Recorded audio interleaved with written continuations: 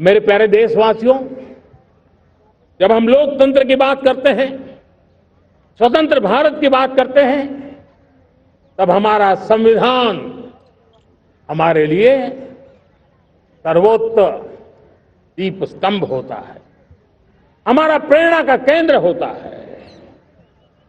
लेकिन आज से 50 साल पहले भारत के संविधान का गला घोंट दिया गया था।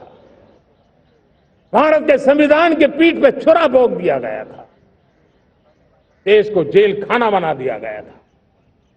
आपातकाल लगा दिया गया था। इमरजेंसी थोप दी गई थी। इमरजेंसी के 50 साल हो रहे हैं।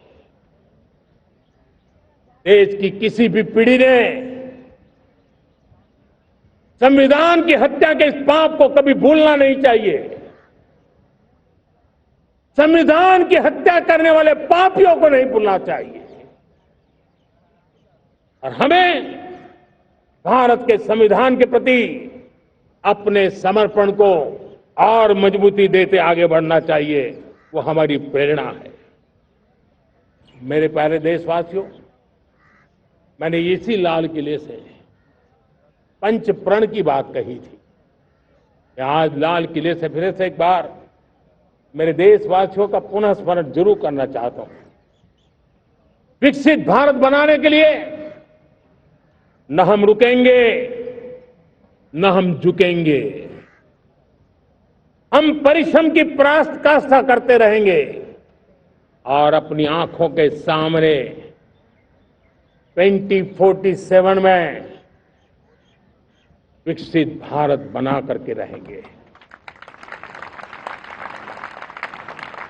मेरे प्यारे देशवासियों, हमारा दूसरा प्रण है कि हम हमारे जीवन में, हमारी व्यवस्थाओं में, हमारे नियम कानून परंपराओं में गुलामी का एक भी कण अब बचने नहीं देंगे। हम हर प्रकार की गुलामी से मुक्ति पाकर के ही रहेंगे। मेरे प्यारे देशवासियों, हम अपनी विरासत पर गर्व करेंगे। हमारी पहचान का सबसे बड़ा आभूषण, सबसे बड़ा गहना, सबसे बड़ा मुकुटमणि हमारी विरासत है। हम विरासत का गर्व करेंगे।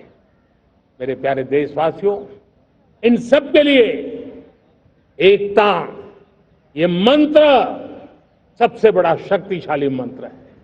और इसलिए एकता की डोर को कोई काट न सके, ये हमारा सामूहिक संकल्प होगा।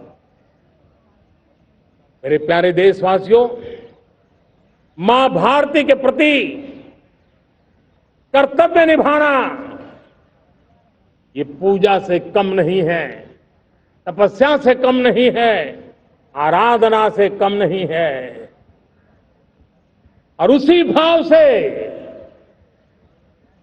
हम सब मातृभूमि के कल्याण के लिए परिश्रम की पराकाष्ठा करते हुए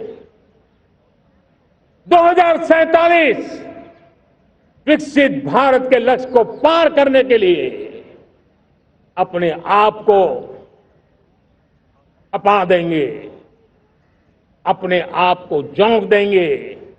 जो भी सामर्थ्य है, कोई भी अवसर को छोड़ेंगे नहीं। इतना ही नहीं, नए अवसरों को निर्माण करेंगे और निर्मित करने के बाद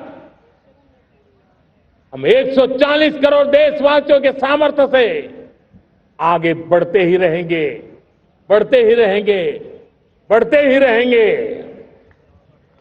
मेरे प्यारे देशवासियों, हमें याद रखना है, 140 करोड़ देशवासियों को याद रखना है, परिश्रम में जो तपा है,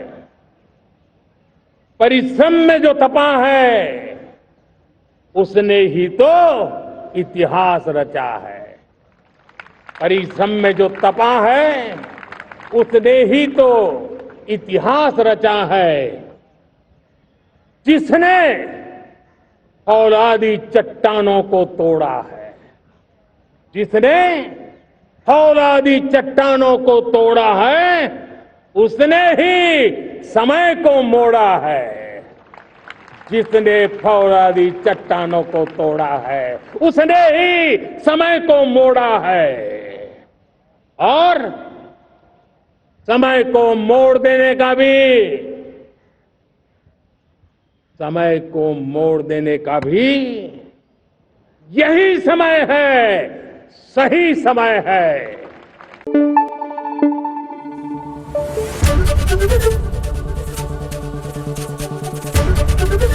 एबीपी न्यूज आपको रखे आगे।